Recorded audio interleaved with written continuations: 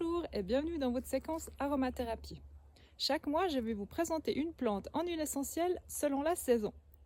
Noël approche à grands pas, donc c'est l'idéal aujourd'hui pour vous parler d'un arbre qui sent bon Noël, le sapin blanc. Le sapin blanc, aussi appelé sapin pectiné ou argenté, c'est un conifère de la famille des Abietacées et il pousse dans tout l'hémisphère nord.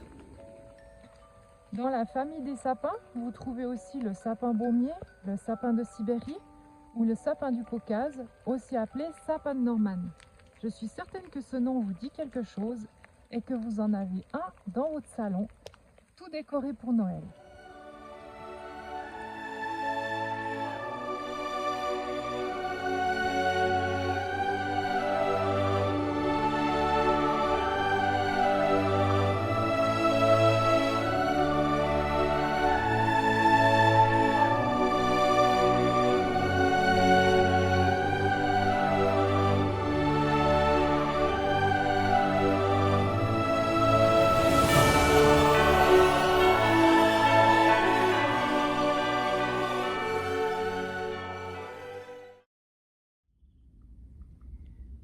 Il pousse très droit et il est de forme conique.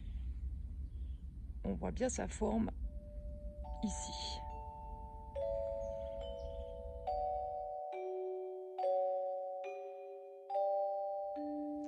Les aiguilles du sapin blanc sont plates et ne piquent pas.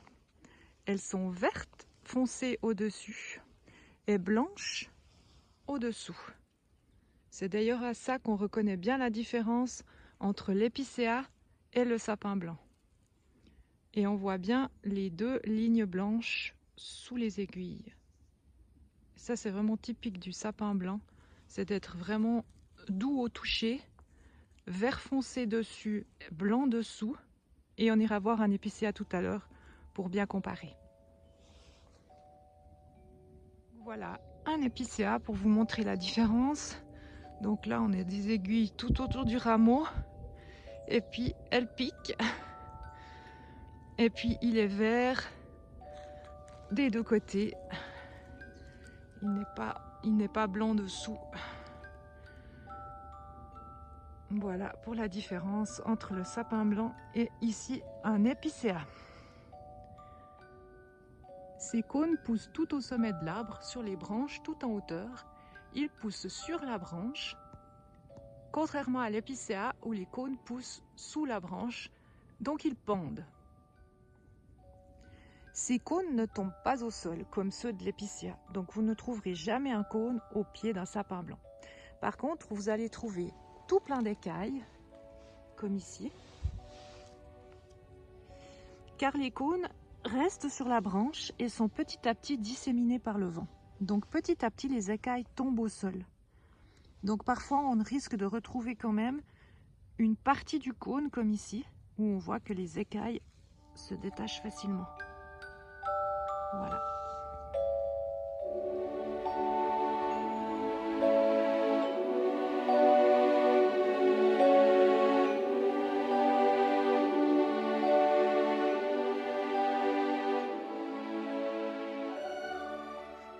Donc pour l'huile essentielle, on va distiller que la partie des rameaux, les branches.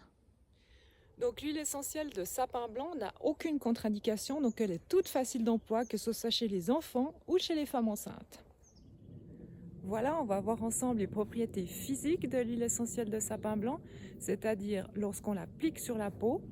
Elle va être en tout premier immunostimulante, elle va vraiment booster notre immunité, c'est pour ça qu'elle sera très intéressante et très utile lors de toute maladie, surtout de grippe ORL, car elle sera aussi expectorante et mucolytique, ça veut dire qu'elle va nous aider à éliminer les glaires.